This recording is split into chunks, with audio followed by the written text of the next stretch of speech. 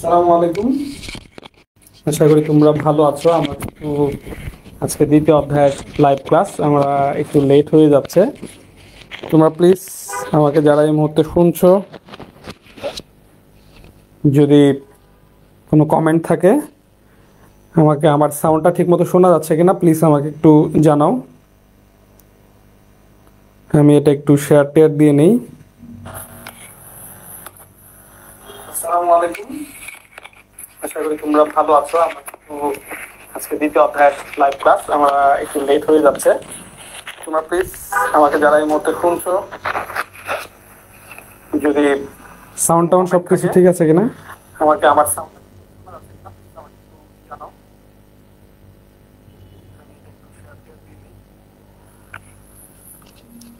লেখাগুলো কি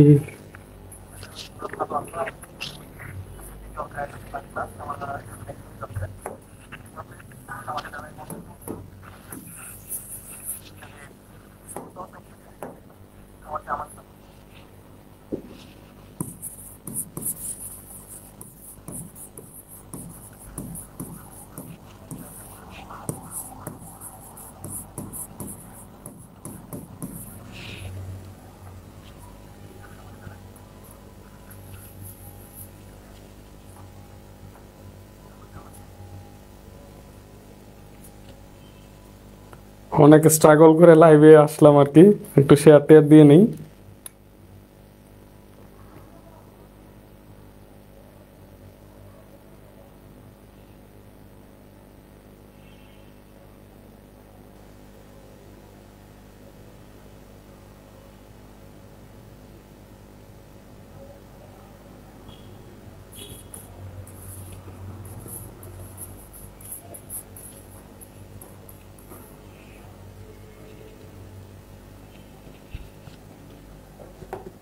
আচ্ছা, একটু কাজ।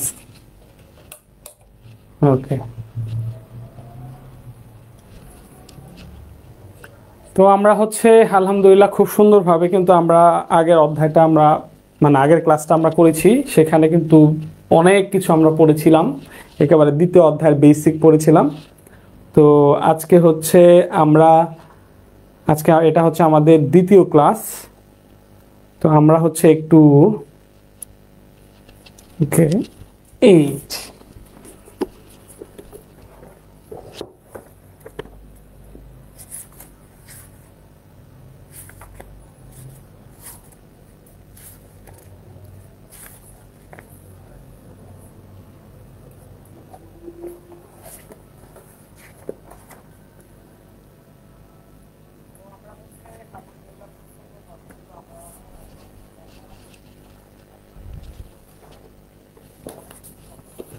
আচ্ছা, তো যেহেতু আমাদের বেসিক ক্লাস, সেক্ষেত্রে অনেক সময় আমাদের উদ্ভিদ কোষ এবং প্রাণী কোষ এগুলার চিত্র আঁকা শিখতে হয়, এগুলা চিত্র আমাদের লাগে।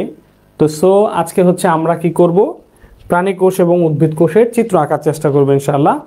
তো আমরা প্রথমে এখন উদ্ভিদ কোষের চিত্রটা কিভাবে সহজে আঁকা যায়, এটা অনেক সময় প্র্যাকটিক্যালের ক্ষেত্রেও লাগে, পরীক্ষার মধ্যে খুব একটা আসে না। বাট সর্বোপরি চিত্রটা আমার দরকার। ঠিক আছে, আমি উদ্ভিদ বিজ্ঞান পড়বো, প্রাণী বিজ্ঞান পড়বো বা কোষ পড়তেছি, অথচ একটা কোষের চিত্র আঁকতে পারবো না, এটা কেমন জানি নিজের কাছে একটু খারাপ লাগে। আমরা এখন চেষ্টা করব কিভাবে সুন্দর করে উদ্ভিদ কোষ এবং প্রাণী কোষের চিত্র আঁকা যায়। তো এটা বলতেছি, এটা পরীক্ষার জন্য ইম্পর্টেন্ট না, বাট আমরা যে সব পড়াশোনা পরীক্ষার জন্য করব তা না, আমাদের অনেক জ্ঞান দরকার, আসলে বেসিক সব কিছু আলোচনা করা দরকার। তো দেখো, আমি প্রথমে উদ্ভিদ কোষটা আঁকবো। উদ্ভিদ কোষটা কিভাবে আঁকা যায়, তো উদ্ভিদ কোষ আঁকার জন্য আমি প্রথমে কি করলাম, এরকম একটা বৃত্ত দিয়ে নিলাম। এটা হলো আমার, চেষ্টা করো বৃত্তটা এরকম দিতে, একটু লম্বা করে একটা দিয়ে দিলাম। এখন এইটা আমার প্লাজমা মেমব্রেন। এখন আমি চেষ্টা করব কত সহজে, জাস্ট তোমার কাছে খাতা কলম থাকলে তুমি একটু চেষ্টা করো যে কিভাবে সুন্দর করে আঁকা যায়। এরপর আমি যেরকম কিছু শেপ দিয়ে নিলাম।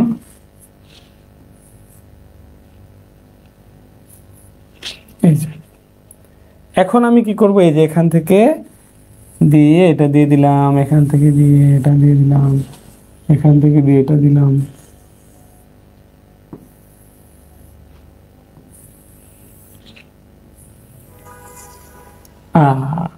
এই যে এখন কিন্তু সুন্দর একটা শেপ চলে আসছে। তো এইভাবে আমাদের একটু চিত্র আঁকা শিখতে হবে, একটু প্র্যাকটিস করতে হবে যে কত সহজে চিত্র আঁকা যায়, ঠিক আছে? তো এই যে এভাবে আমি প্রথমে যে এটা দিয়ে তারপরে ওরকম দিয়ে এরকম দিলে তাহলে সুন্দর একটা শেপ চলে আসবো। এখন আমি যে কাজটা করব সেটা হচ্ছে, আমি এখন চাইবো হচ্ছে কি করতে, কোষ গহ্বরটা দিতে। কোষ গহ্বর আগে দিলে চিত্র শেপটা আরো সুন্দর হয়ে যাবে। তো আমি কি করলাম, এই যে বড় করে একটা কোষ গহ্বর দিয়ে নিলাম। দেখো এখন কিন্তু অনেকটা চিত্রটা অনেকটা সৌন্দর্যের মধ্যে চলে আসছে। এখন আমি কি করব, নিউক্লিয়াস দিব। তো এই যে নিউক্লিয়াস, আচ্ছা এটা নিউক্লিয়াস দেওয়ার আগে চিকন করে নিচ্ছি।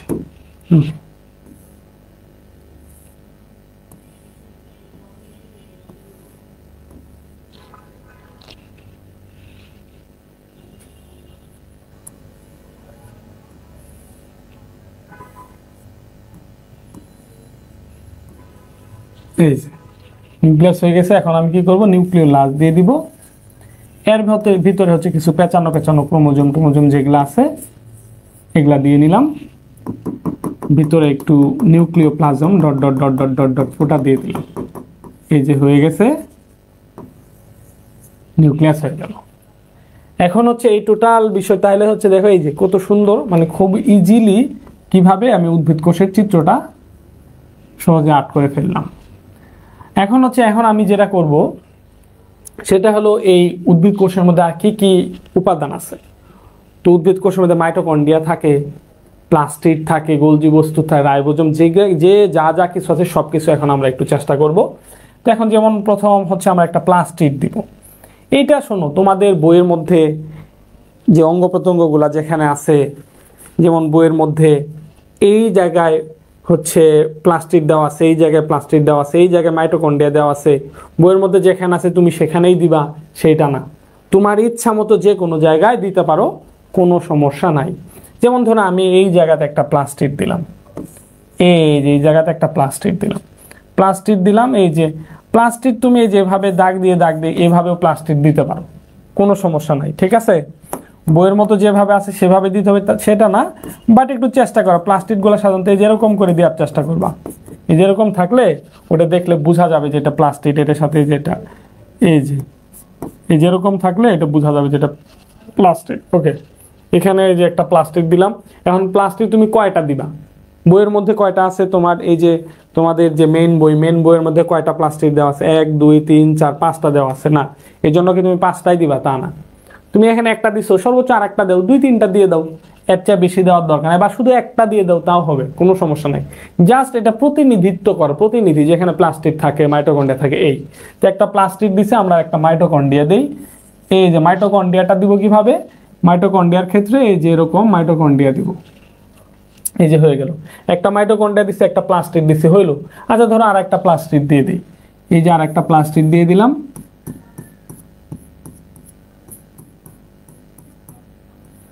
এই যে একটা প্লাস্টিক দিয়ে দিলাম, আর ধরো এই যেখানে একটা মাইটোকন্ড্রিয়া দিয়ে দিই, হয়েছে।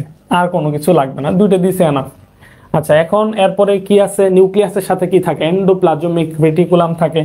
ধরো এই যেখান থেকে একটা এন্ডোপ্লাজমিক জালিকা দিয়ে দিলাম। এই যে এন্ডোপ্লাজমিক জালিকা দিলাম। এন্ডোপ্লাজমিক জালিকা আবার কয় ধরনের থাকে, 2 ধরনের থাকে। কিছু থাকে মসৃণ, কিছু থাকে অমসৃণ। ধরো এটা দিলাম মসৃণ, আবার একটা জায়গায় অমসৃণ এন্ডোপ্লাজমিক জালিকা দিয়ে দিই, ধরো এই জায়গায় দিয়ে দিই। এখন আমি তোমাকে যেটা বুঝাইতে চাইতেছি, বইয়ের চিত্র মধ্যে যেখানে যেখানে আছে আমি সেখানে সেখানেই দিব, ওইখানে ছাড়া অন্য কোনো জায়গায় দেওয়া যাবে না, ওরকম কোনো বিষয় না। আমি আমার মন চায় আমি যখন ইচ্ছা তখন দিতে পারি, ঠিক আছে? তোমরা আমার সাউন্ড ঠিক মতো শুনতে পাচ্ছ কি না? যে আশা করি যে সবকিছু শোনা যাচ্ছে।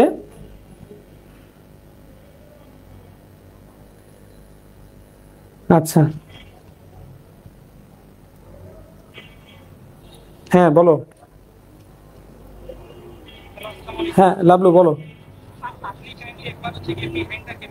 আচ্ছা আচ্ছা, জি, হ্যাঁ, ফাংশনে মারেন আপনি, ফাংশনে ফাংশন এফএন দিছি। ওই জায়গায় হচ্ছে গিয়ে ওই যে দেখেন ভিডিও কোয়ালিটি আছে, স্ট্যান্ডার্ড আছে। আচ্ছা দাঁড়ান, আমি তোমাকে ভিডিও কল দিচ্ছি। হ্যাঁ, আপনি আমাকে কল করেন, হ্যাঁ হ্যাঁ হ্যাঁ, আমার দেখান আপনি।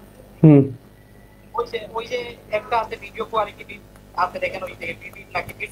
এই যে এটা এম, না এম না, এম না, ওই যে বিল্টার আছে দেখেন উপরে বিল্টার। ফিল্টার কোন জায়গায়? এই পাশে আসেন, এটা কি লেখা ফোকাস এরিয়া, নিচেটা আসেন, ওই এর সাইডেটা আসেন, এই হোয়াইট ব্যালেন্স ওইটাতে না, এই সাইডে এটা জানি কে মারে, ওইটা মারেন, ওই যে সফিস, হোয়াইট হোয়াইট ব্যালেন্স এটা, এই যেটা হোয়াইট, এর সাইডেটা, এর সাইডেটা, এই যেটা, এইটা মারেন, ক্লিক হ্যাঁ করেন। হ্যাঁ দিছি। তারপরে এই যে চেঞ্জ করেন, ওইটা সবুজ চলে আসছে, ওইটা চেঞ্জ করেন, যার হচ্ছে কি কালারটা ঠিক থাকে, একটা একটা করে চেঞ্জ করেন। ও ওখানে একটা আছে দেখেন স্ট্যান্ডার্ড ব্ল্যাক এন্ড হোয়াইট। হ্যাঁ, না না, ব্ল্যাক এন্ড হোয়াইট না, একটা স্ট্যান্ডার্ড আছে, ওইটা সিলেক্ট করেন। স্ট্যান্ডার্ড আছে, দেখেন এই যে স্ট্যান্ডার্ড আছে। এই যে স্ট্যান্ডার্ড, স্ট্যান্ডার্ড তো ছিল। এখন সবুজ কেন এটা জানেন?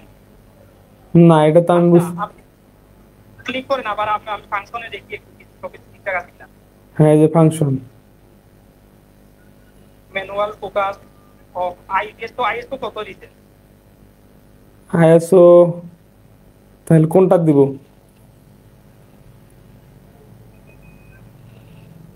আচ্ছা, আপনি যেখানে ফোকাস করে ওখানে হালকা একটা ক্লিক করেন, যেখানে ফোকাস করে হালকা একটা ক্লিক করেন, ভিডিওতে চলে যাবে। হুম, এই জায়গা, এখন এই জায়গাটা আমি আইএসও 1600। আইএসও 1600, ওই অ্যাপ হচ্ছে গিয়ে 5.3 তে চলে গেছে, ওইটা আপনার হচ্ছে গিয়ে 5.6 এ থাকে, ওইটা 6 চলে গেছে অ্যাপটা। এখন ফাংশনে ঢুকেন, ঢুকে হচ্ছে অ্যাপটা ইয়ে করেন। এটা কি আইএসও? আইএসও না, আইএসও ঠিক আছে। এখন কোথায় কি? ফাংশনের দিকে, হুম, ফাংশনে ঢুকেন, ওই যে অ্যাপ 6.3 ওইটা ঠিক করেন, দেখেন ওখানে অ্যাপ আছে, অ্যাপ। আমার একটু দেখান আপনি, এই যে দেখো, ওইটা হচ্ছে গিয়ে একটু দূরে নেন মোবাইল, কাছে না।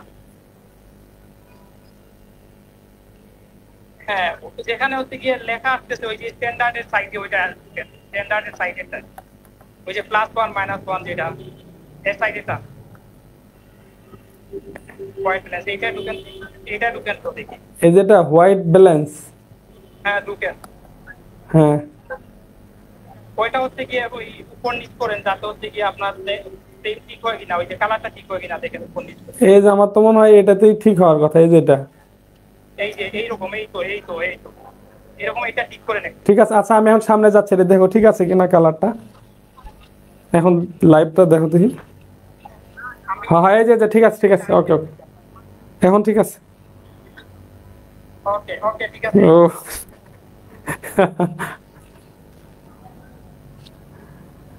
তো আমি রিয়েলি সরি এখন পর্যন্ত যারা দেখতেছো, আসলে বাসায় কেউ নাই, এই কাজগুলো হচ্ছে তোমাদের লাবলু স্যার করে অথবা রেদওয়ান করে দেয়, আমি জাস্ট এসে ক্লাস নেই। বাট আজকে বাসায় রেদওয়ানও নাই, লাবলু স্যারও নাই, আমাকে ভিডিও কলে কলে দেখায় দেখে বলছে যেহেতু লাইভ ক্লাস আছে এই জন্য করেন। সো আমি এক্সট্রিমলি সরি, খুবই সরি। আচ্ছা ঠিক আছে, চলো আমরা এখানে যাই। তাহলে এই যে নিউক্লিয়াসের সাথে আমরা যখন এন্ডোপ্লাজমিক জালিকা দিব, নিউক্লিয়াসের সাথে দেবার চেষ্টা করব। তো এটা হচ্ছে এই যে নিউক্লিয়াসের সাথে একটা দিলাম, আর এই যে দূরে আর একটা দিলাম। তো এগুলো সাধারণত এন্ডোপ্লাজমিক জালিকাগুলো দুই ধরনের হয়, একটা হচ্ছে মসৃণ আর একটা অমসৃণ। এই যে গায়ে ছোট ছোট রাইবোজোমের দানা দিয়ে দিলাম, এটা হলো অমসৃণ, আর যেটা ফ্রেশ থাকবে এটা হলো মসৃণ। তাহলে আমরা প্লাস্টিক দিছি, এন্ডোপ্লাজমিক জালিকা দিছি, তারপর হচ্ছে কোষ গহ্বর দিছি, নিউক্লিয়াস দিছি, মোটামুটি হয়ে গেছে। আরও দুই একটা অঙ্গ প্রত্যঙ্গ আছে, সেগুলোও দিতে পারি, বা দিলেও দিতে পারো, না দিলেও নাই। তো আমরা কি করবো, গোলজি বস্তু দিতে পারি নিউক্লিয়াসের আশেপাশে, এই যে এখানে গোলজি বস্তু দিয়ে দিতে পারি। গোলজি বস্তুগুলা এই যে এরকম করে দেয় আর কি, এই যে এরকম, এই যে হয়ে গেল। তাই মোটামুটি হয়ে গেছে। এখন আমরা কি করব, এই যে মাঝখানে ফোটা ফোটা এগুলো হচ্ছে সাইটোপ্লাজম দিয়ে দিলাম।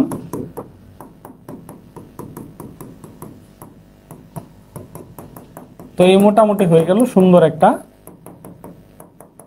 একটা চিত্র হয়ে গেল গা। এটাই হচ্ছে আমার কি উদ্ভিদ কোষের চিত্র। তাহলে এই চিত্রটা কিন্তু সিম্পলি আঁকা যায়, ও তো ঝামেলা পোহাতে হয় না। তাহলে চলো এখানে আমরা কি করবো, শুধু একটা চিত্র। শোনো, অনেক ক্ষেত্রে কি অনেকে কি করে চিত্র আঁকে, চিত্র আঁক কইরা ওইটা আবার নাম দেয় ইন্ডিকেট করে হলো কলমে, আবার বিভিন্ন একজন তো ইন্ডিকেট করে নীল কলমে। কোনো দরকার নেই, চিত্র আঁকবো, দাগ দিব, ইন্ডিকেট করব, সব কিছু পেন্সিলে হবে। ইভেন এই যেখানে যে লিখবো চিত্র উদ্ভিদ কোষ, চিত্র উদ্ভিদ কোষ, এই কথাটাও কিসে হবে, পেন্সিলে হবে। চিত্রের মধ্যে কলম হাত দেওয়া যাবে না, টোটালি পেন্সিল। এবং ইন্ডিকেট সবগুলা ইন্ডিকেট হবে এটা কি হাতের ডান দিকে, সবগুলা ইন্ডিকেট হবে হাতের ডান পাশে। কিন্তু হ্যাঁ, বাই ইন কেস যদি কোনো প্রবলেম হয় যেটা ডান পাশে আর করা যাচ্ছে না, সেই ক্ষেত্রে বামে উপরে নিচে করা যেতে পারে, বাট পারতপক্ষে চেষ্টা করতে হবে সবগুলা ইন্ডিকেট যেন ডান পাশে হয়। তাহলে চলো আমরা ইন্ডিকেট করি। প্রথমে উদ্ভিদ কোষের প্রথমে, তাহলে এটা কি, এটা হচ্ছে কোষ প্রাচীর। তাহলে এই যে আমরা লিখলাম কোষ প্রাচীর, কোষ প্রাচীর। ওকে, এরপরে কোষ প্রাচীরের পরে কি থাকে, প্লাজমা মেমব্রেন বা কোষ ঝিল্লি। তাহলে এর পরবর্তীতে আমরা এই যেটা দিয়ে আমরা কি করলাম, এটা হলো প্লাজমা মেমব্রেন বা কোষ ঝিল্লি। এই যে তারপরে কি হলো, তারপরে এখন আমি বিভিন্ন অঙ্গ প্রত্যঙ্গগুলা ইন্ডিকেট করার চেষ্টা করব। যেমন এই বরাবর এই যেটা আছে এটা হলো মাইটোকন্ড্রিয়া, তাহলে যে দাগ দিয়ে লিখলাম এটা হচ্ছে মাইটোকন্ড্রিয়া, মাইটোকন্ড্রিয়া। ওকে, এরপরে ধরো এই যে এরপর আমার এটা আসছে, তাহলে এটা কি, এটা হচ্ছে এন্ডোপ্লাজমিক জালিকা, এটা হলো অমসৃণ এন্ডোপ্লাজমিক জালিকা। তাহলে অমসৃণ এন্ডোপ্লাজমিক জালিকা, এটাকে শর্ট ফর্মে ER বলা হয়, এন্ডোপ্লাজমিক রেটিকুলাম, অমসৃণ। এরপরে আমার কি আসছে, নিউক্লিয়াস আসছে। আচ্ছা, নিউক্লিয়াসটার মধ্যে আর অনেক কিছু আছে, তাহলে ওগুলাকে আমরা একটু একটা গ্রুপ করার চেষ্টা করি নিউক্লিয়াসে। প্রথমে এটা হলো নিউক্লিয়াসের আবরণ, এটাকে বলে নিউক্লিয়ার মেমব্রেন, নিউক্লিয়ার মেমব্রেন, নিউক্লিয়াসের যে আবরণ এটা হচ্ছে নিউক্লিয়ার মেমব্রেন। এরপরে কি থাকে, এই যে এটা কি, নিউক্লিয়াসের মধ্যে গোলাক অপেক্ষাকৃত গাঢ় যে বস্তুটা থাকে এটা হচ্ছে নিউক্লিওলাস, এটা হচ্ছে নিউক্লিওলাস। আচ্ছা, এরপরে হচ্ছে এই যে নিউক্লিয়াসের মধ্যে তন্তু আকৃতি সুতার মতো যেগুলো থাকে এগুলাকে কি বলে, এগুলার নাম হচ্ছে ক্রোমাটিন বস্তু। তোমাদের বইয়ের মধ্যে ক্রোমাটিন লেখা, এগুলাকে ক্রোমাটিন বলা যায়, ক্রোমাটিন বস্তু বলা যায়, তারপরে ক্রোমাটিন জালিকা বলা যায়, ক্রোমোজোম বলা যায়। সহজ ভাষায় করে লিখে এটা হচ্ছে ক্রোমোজোম, এগুলা হচ্ছে কি ক্রোমোজোম। আচ্ছা, এরপরে এই যে নিউক্লিয়াসের ভিতরে এই যে ফোটা ফোটা যা আছে, নিউক্লিয়াসের মধ্যে যা থাকে এগুলাকে কি বলা হয়, নিউক্লিওপ্লাজম। কি বলা হয়, নিউক্লিওপ্লাজম। এই যে ফোটা ফোটা যেগুলো আছে, ধরো ওইটার সাথে একটা দাগ দিয়ে যেরকম করে লিখে দিলাম, এগুলো হচ্ছে নিউক্লিওপ্লাজম, নিউক্লিওপ্লাজম। তাইলে এই যে আমার নিউক্লিয়ার মেমব্রেন, তার ভিতরে আছে নিউক্লিওলাস, তার মধ্যে আছে ক্রোমোজোম, তারপর আছে নিউক্লিওপ্লাজম, সবগুলো মিলে এই যে সবগুলো মিলে সেটা হচ্ছে কি নিউক্লিয়াস, নিউক্লিয়াস। তাহলে নিউক্লিয়াসটা কি, এই যে কোনো একটা কোষের মধ্যে সবচেয়ে গাঢ়, সবচেয়ে গুরুত্বপূর্ণ অংশ যেটা, এটা হচ্ছে নিউক্লিয়াস। আচ্ছা, যেটার মধ্যে ক্রোমোজোম থাকে, চারপাশ দিয়ে একটা আবরণ থাকে, যেটা আমরা আগের ক্লাসে পড়েছি, এটা হচ্ছে একটা সুগঠিত নিউক্লিয়াস। আচ্ছা, এরপরে এই যে এখানে যেটা আছে এটা কি গোলজি বস্তু, এটা হচ্ছে গোলজি বস্তু, বা এটাকে অনেক সময় গোলগি বডিও বলা হয়, গোলগি বডি। আচ্ছা, এরপরে এই যে এখানে যেটা আছে কোষ গহ্বর, কোষের ভিতরে মাঝখানে একটা ফাঁকা জায়গা, এটা হচ্ছে কি কোষ গহ্বর। ওই যে বলছিলাম একটা হাউজিং সোসাইটির মাঝখানে একটা পুকুর, অথবা এই যে রামপুরার পাশ দিয়ে হাতির ঝিলের লেক, যেটা কোনো কাজ নাই, কিছু বজ্র পদার্থ এটার মধ্যে থাকে, এটা হলো কোষ গহ্বর। এই যে কোষ গহ্বর, কোষ গহ্বর। এরপরে এই যে এটা কি উদ্ভিদ কোষের সবচেয়ে গুরুত্বপূর্ণ অংশ, এটা হচ্ছে কি প্লাস্টিড। এরপরে আমরা দিলাম প্লাস্টিড। তারপরে হচ্ছে কি, তারপরে এই যে মসৃণ, এটা হচ্ছে এন্ডোপ্লাজমিক জালিকা, এটা হলো মসৃণ। তাহলে যে দাগ দিলাম মসৃণ এন্ডোপ্লাজমিক রেটিকুলাম, এই যে মোটামুটি ইন্ডিকেট আলহামদুলিল্লাহ অনেকগুলো হয়ে গেছে। এই যে উদ্ভিদ কোষ, তাহলে আমি যদি এভাবে একটা চিত্র আঁকি, উদ্ভিদ কোষের চিত্র আঁকি, এভাবে ইন্ডিকেট করি, আমি কিন্তু মার্ক কাটার এখানে কোনো সুযোগ নাই। এবং দেখো এই যে আমি কিন্তু সম্পূর্ণ আমি যে চিত্রটা আঁকছি এটা কিন্তু একেবারে হুবহু তোমার বইয়ের চিত্রটার মধ্যে হয় নাই। দেখো বইয়ের মধ্যে কোষ গহ্বরটা কেমন আছে, আমি কোষ গহ্বরটা কেমন দিছি, বইয়ের মধ্যে প্লাস্টিকগুলা কিরকম দেওয়া আছে, আমি কিরকম দিছি। তো এটাই আমি তোমাকে বুঝাইতে চাইলাম যে বইয়ের মধ্যে যেভাবে আছে আমাকে সেভাবেই দিতে হবে, এইটা কোনো কথা না। জাস্ট তুমি যদি বুঝো যে উদ্ভিদ কোষটা কি, উদ্ভিদ কোষটার মধ্যে কি কি থাকে, তাহলে এই যে এই জিনিসগুলো থাকে নিজের মতো করে উপস্থাপন করা। আশা কেমন লাগছে এই উদ্ভিদ কোষটা কেমন লাগতেছে? এভাবেই দেখো।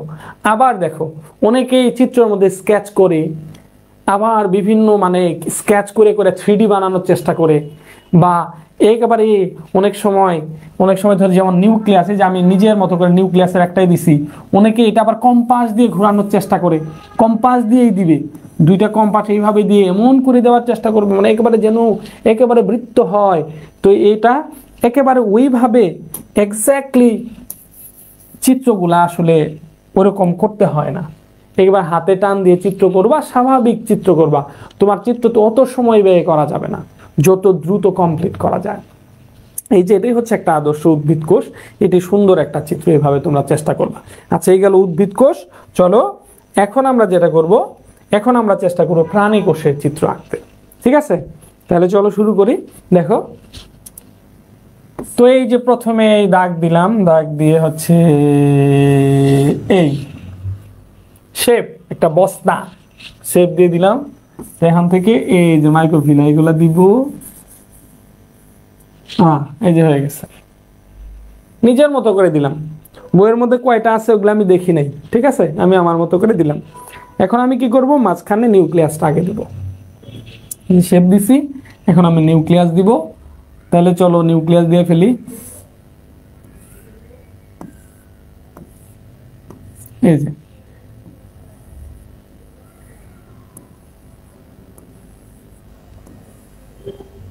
নিউক্লিয়াস দিলাম, এখন মাঝখানে নিউক্লিওলাস দিব। তারপরে চারপাশ দিয়ে বিভিন্ন ধরনের ক্রোমোজোম এগুলা দিয়ে দিব। তারপরে যে ফুটা এগুলো দিয়ে দিলাম। ওকে ওকে, এই যে হয়ে গেল।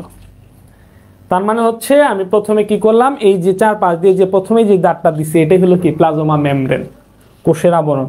যেহেতু প্রাণী কোষের মধ্যে কোষ প্রাচীর নাই, অতএব আমার অতিরিক্ত আর কোষ প্রাচীরের বিষয়টা আসতেছে না। এখন আমি কি করব, একটা জিনিস মনে রাখবা, এই যে ভালো করে দেখো, এই যে এন্ডোপ্লাজমিক রেটিকুলাম যেটা, এটা সাধারণত কিছু এন্ডোপ্লাজমিক রেটিকুলাম সবসময় নিউক্লিয়াসের সাথেই থাকে। তো আমি চেষ্টা করব এন্ডোপ্লাজমিক রেটিকুলামটা নিউক্লিয়াসের সাথেই দেবার জন্য। তাহলে এই যে এখন আমি এন্ডোপ্লাজমিক রেটিকুলাম দেব যেটা নিউক্লিয়াসের সাথেই।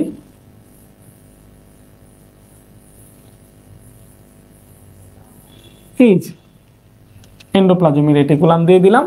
এখন যেহেতু এন্ডোপ্লাজমিক রেটিকুলাম আমরা বলছিলাম দুই ধরনের থাকে, মসৃণ এবং অমসৃণ। তো এটা যদি অমসৃণ হয় তাহলে আরেকটা জায়গায় এন্ডোপ্লাজমিক রেটিকুলাম দিয়ে দিই। কোন জায়গায় দেওয়া যায়, ধরো এই জায়গায় দিলাম। এখন এই যে আরেকটা কথা দেখো, এই এন্ডোপ্লাজমিক রেটিকুলাম গুলা এই যে আমি যে কয়টা দিতাছি ওই কয়টাই দিতে হবে সেটাও কিন্তু কথা না, তুমি তোমার মতো করে দিয়ে দিলা। এখন এগুলা হচ্ছে এটা একটাতে আমি অমসৃণ বানায় দেই, ফোটা ডট ফোটা দিয়ে দেই। এই যে অমসৃণ বানায় দিলাম।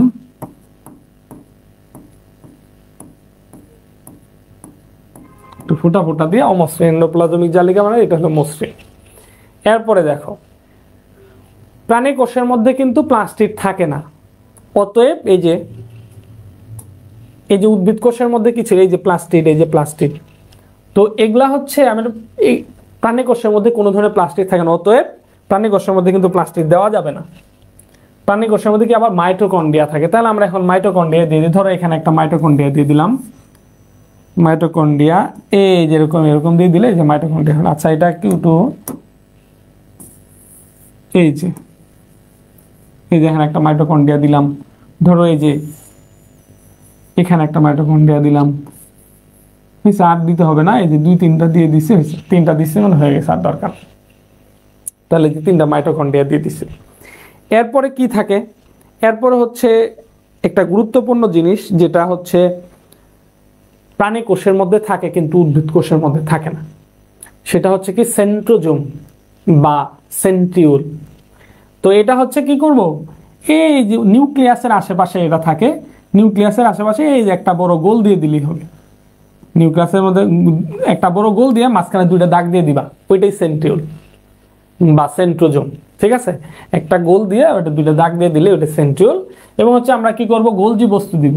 তো গোলজি বস্তুগুলা কিরকম দেয়, গোলজি বস্তুগুলা হচ্ছে এই যে একটু লম্বা টান দিয়ে 2 মাথায় একটু গোল টাইপের দিয়ে দিবা, একটু লম্বা টান দিয়ে 2 মাথায় একটু গোল টাইপের দিয়ে দিলে এগুলো হচ্ছে গোলজি বস্তু। এই যেরকম দিয়ে দিলে হলো। তাহলে মোটামুটি আমার যে অঙ্গ প্রত্যঙ্গ আছে এগুলো ইন্ডিকেট করা শেষ। এখন আমি এই যে মাঝখানে যে ফোঁটা ফোঁটা আছে সাইটোপ্লাজমের যে পদার্থগুলো এগুলো আমরা দিয়ে দিলাম।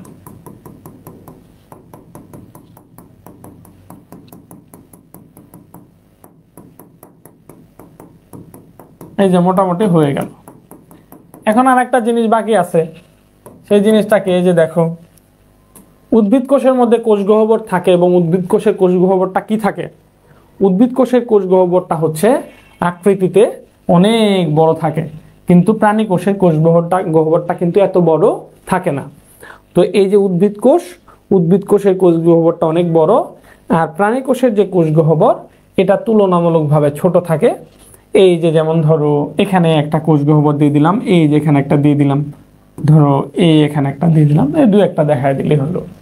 এই যে এটাই হয়ে গেছে আমার প্রাণী কোষের চিত্র। তাহলে দেখো চিত্রটা কিন্তু তোমার বইয়ের যে চিত্র সেই চিত্রের সাথে কিন্তু আমার চিত্রের মধ্যে অনেক পার্থক্য, বাট এটাও একটা সুন্দর চিত্র, বইয়ের এটাও একটা সুন্দর চিত্র। এখন আমি এই যেরকম এই লেখাগুলো একেবারে সোজা করে দিছি, এগুলা তোমার যে দাগগুলা সোজা করে দিতে হবে সেটাও না, তুমি চাইলে এগুলাতে একটু অমসৃণ করেও দিতে পারো। তুমি চাইলে যেমন ধরো এগুলা একটু এই যে একটু হিজিবিজি এরকম করে দিলা, সেটাও করে দিতে পারো, কোনো সমস্যা নাই। তাহলে এখন আমরা ইন্ডিকেট করব হচ্ছে প্রথমে কি, প্রথমে হচ্ছে এই যে এটা হচ্ছে কোষের যে চারপাশ দিয়ে যে আবরণ প্লাজমা মেমব্রেন, তাহলে এটা হচ্ছে কি প্লাজমা মেমব্রেন। আচ্ছা, এরপরে হচ্ছে প্লাজমা মেমব্রেন গেল। এরপরে আমার সাইটোপ্লাজমে যে অঙ্গ প্রত্যঙ্গগুলো আছে যেগুলো আছে এগুলো আমি আস্তে আস্তে ইন্ডিকেট করব, যেটা সামনে পাবো সেটা ইন্ডিকেট করব। তাহলে এরপরে আমার এটা চলে আসলো, এটা হচ্ছে গোলজি বস্তু। এরপরে আমার এটা চলে আসলো, এই যেটা এটা হচ্ছে কি সেন্ট্রোজোম বা সেন্ট্রিওল, সেন্ট্রোজোমই লেখো, সেন্ট্রোজোম। এটা অনেক সময় সেন্ট্রোসোমও বলে, সেন্ট্রোজোম এসের উচ্চারণ জ্বর মতো হয়, স্বর মতো হয়। এরপর এটা হচ্ছে এন্ডোপ্লাজমিক অমসৃণ এন্ডোপ্লাজমিক রেটিকুলাম। তারপরে এটা হচ্ছে নিউক্লিয়াস। ওই নিউক্লিয়াস আগে যেরকম ইন্ডিকেট করছিলাম সেম, এবারও আমরা সেম ভাবে ইন্ডিকেট করতে পারি। এই যে এটা হচ্ছে নিউক্লিয়ার আবরণ বা নিউক্লিয়ার মেমব্রেন। তারপরে হচ্ছে এটা হচ্ছে নিউক্লিওলাস,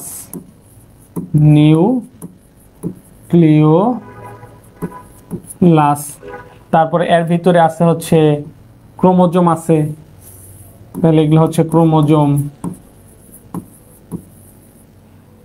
তারপরে হচ্ছে নিউক্লিওপ্লাজম আছে, এই যে ফোটা ফোটা ডট ডট ডট ডট ভিতরে যে মানে নিউক্লিয়াসের ভিতরে যে তরল পদার্থ যেটা আছে এটাই হচ্ছে কি নিউক্লিওপ্লাজম।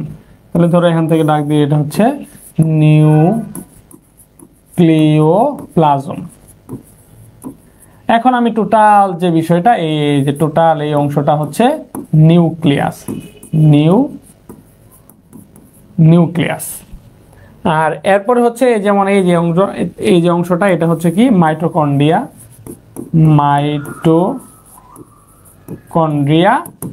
এরপরে হচ্ছে আমার এই যে অংশটা এটা হলো কোষ গহ্বর, তাহলে যে দাগ দিলাম হচ্ছে কোষ গহ্বর। এই যে আমার মোটামুটি ইন্ডিকেট করা কমপ্লিট।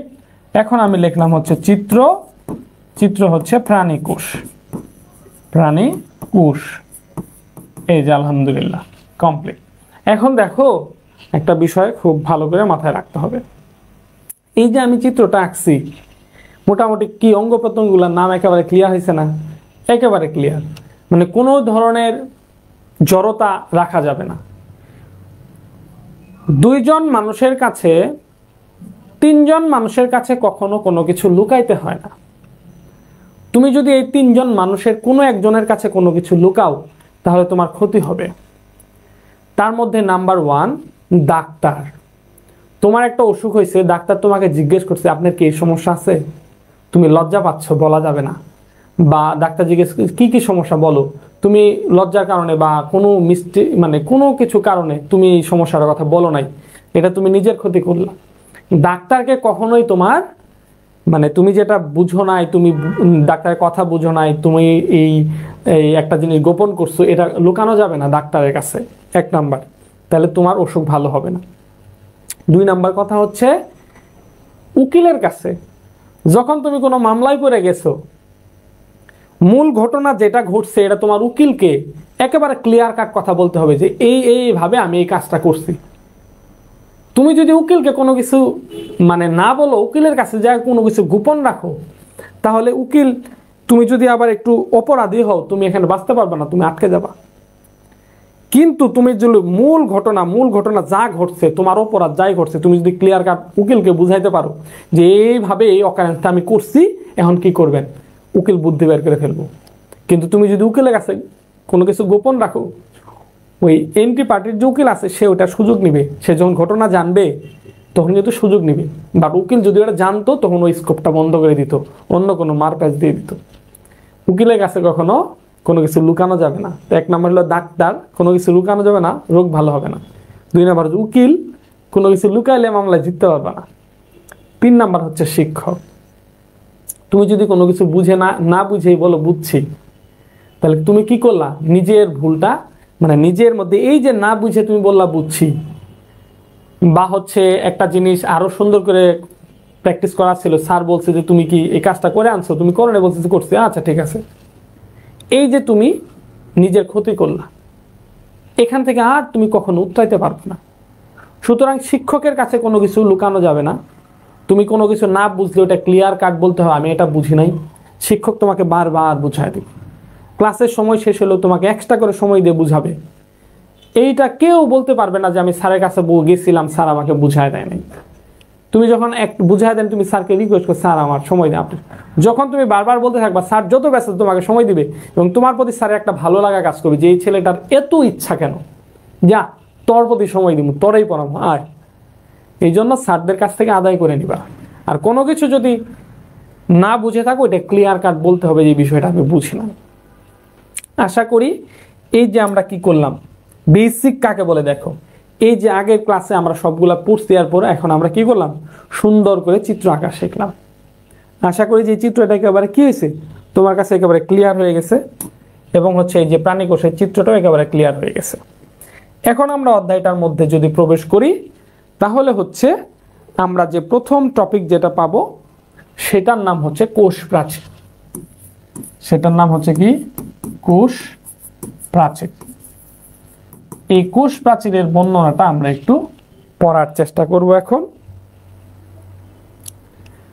তো এই মুহূর্তে কারা কারা দেখছে আমাদের একটু দেখি, কোনো কমেন্ট আছে কিনা। আসসালামু আলাইকুম স্যার, SK সাব্বির, ওয়ালাইকুম সালাম। আচ্ছা, আরেকজন কি কমেন্ট করছে,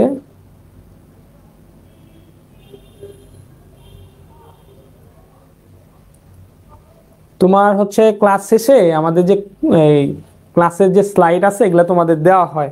এখন কিভাবে দেওয়া হয়, তোমরা লাভলু স্যারের সাথে একটু যোগাযোগ করবা, তাহলে ক্লাসের স্লাইডগুলো পেয়ে যাবা। ঠিক আছে?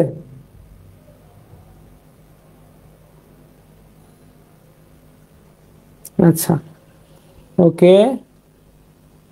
আমাদের যে গ্রুপগুলো আছে সেগুলাতে এটা কি শেয়ার করা হয়েছে সম্ভবত।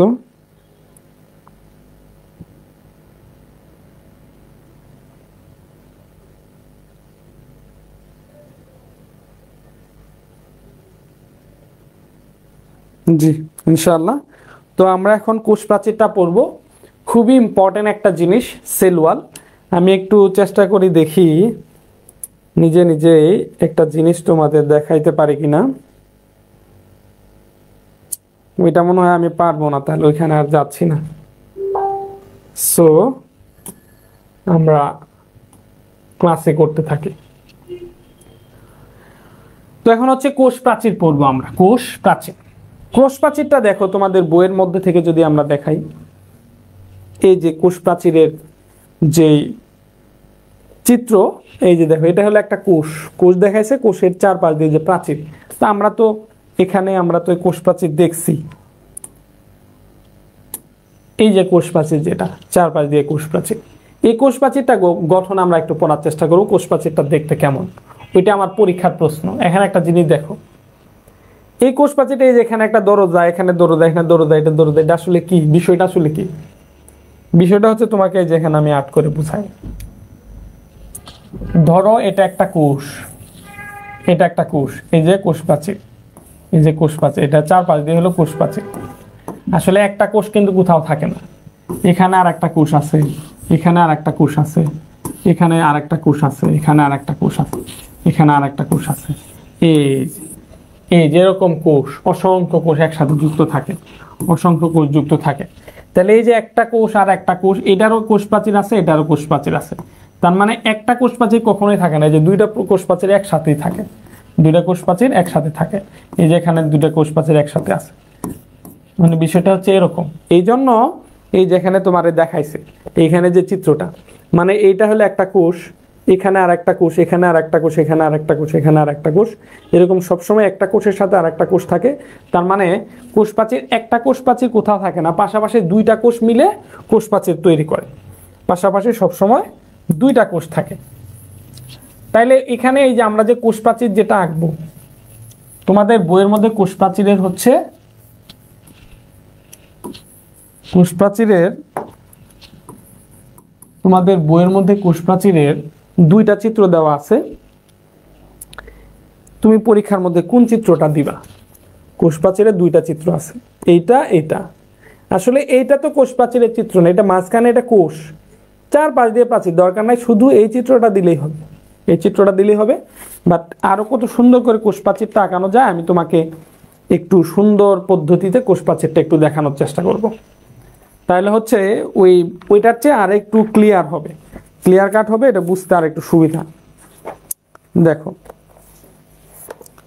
তো আমরা একটা ধারণা আমরা নিলাম যে একটা কোষ প্রাচীর থাকে না, একটা কোষের কোষ প্রাচীর সবসময় দুইটা কোষ প্রাচীর একসাথে যুক্ত অবস্থায় থাকে। তাহলে চলো আমরা কোষ প্রাচীরটা আঁক করি। তাহলে আমরা প্রথমে কি করলাম, এই যে একটা দাগ দিয়ে নিলাম, এখান থেকে একটা কোষ প্রাচীর এই পাশে, এখান থেকে একটা কোষ প্রাচীর, দুইটা কোষ প্রাচীর আমরা একই সাথে আঁকবো। তো এই দুইটা কোষ প্রাচীর যুক্ত আছে, দুইটা কোষ প্রাচীর যুক্ত আছে। এই যে দুইটা কোষ প্রাচীর যে যুক্ত থাকে এটা হলো মধ্যপর্দা। কি পর্দা? মধ্যপর্দা। এখান থেকে মূলত কোষ প্রাচীরটা শুরু হলো।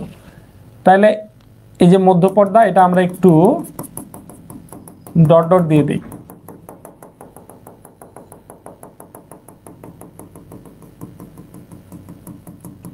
একটু dot dot dot dot dot dot দিয়ে দিলাম, যেটা মধ্যপর্দা। এরপর হচ্ছে প্রাথমিক প্রাচীর, এখন যেটা দিব সেটা হচ্ছে প্রাথমিক প্রাচীর। তাহলে যেখান থেকে দাগ দিলাম,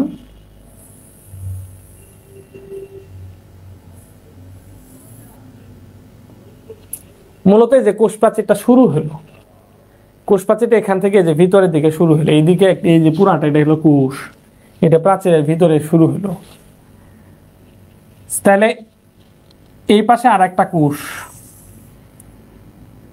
তাহলে দেখো এই যে এখানে মূলত দুইটা কোষ প্রাচীর, এইটা একটা কোষ প্রাচীর, এখানে একটা কোষ আছে, এই কোষের কোষ প্রাচীর হলো এইটা, এখানে আর একটা কোষ আছে, ওই কোষের কোষ প্রাচীর হলো এইটা। এই যে দুইটা কোষ, মাঝখানে আমি ধরো দুইটা ইট যদি আমি যুক্ত করি, মাঝখানে একটু সিমেন্ট লাগে না? তো দুইটা মাঝখানে সিমেন্ট দিয়ে আমি দুইটা ইট যুক্ত করছি। তো দুইটা ইট যখন আমি সিমেন্ট দিয়ে যুক্ত করছি, তখন কিন্তু যখন শুকায় গেছে তখন ইটের একটা স্তর হয়েছে, সিমেন্টের মাঝখানে আর একটা স্তর হয়েছে। এখানে একটা কোষ প্রাচীর, এটা একটা কোষ প্রাচীর, দুইটা কোষ প্রাচীর এই মধ্যপর্দার সাথে যুক্ত হয়ে গেছে, তখন মধ্যপর্দাও একটা স্তরের সৃষ্টি করে ফেলছে। তাহলে এটা হচ্ছে মধ্যপর্দা, এরপরে এটা হলো মূল কোষ প্রাচীর, এটাকে বলে প্রাথমিক প্রাচীর। ইন্ডিকেট পরে করি, আগে আঁকি। তাহলে এই পাশে কিন্তু কোষ, ধরো এই যে এই পাশে এটা একটা কোষ, এই পাশে এটা একটা কোষ। এই কোষের মধ্যে যে সাইটোপ্লাজমের যে অঙ্গাণু আছে, এগুলা থেকে বিভিন্ন ধরনের ওই যে cellulose, hemicellulose, lignin, pectin, suberin, এগুলো না একসাথে জমে এই প্রাথমিক প্রাচীরের গায়ে আর একটা গৌণ প্রাচীরের সৃষ্টি করে। এর গায়ে বিভিন্ন পদার্থ জমতে জমতে জমতে আর একটা স্তরের সৃষ্টি করে। এই স্তরটা হচ্ছে গৌণ প্রাচীর। তাহলে আমরা একটা গৌণ প্রাচীর দিলাম।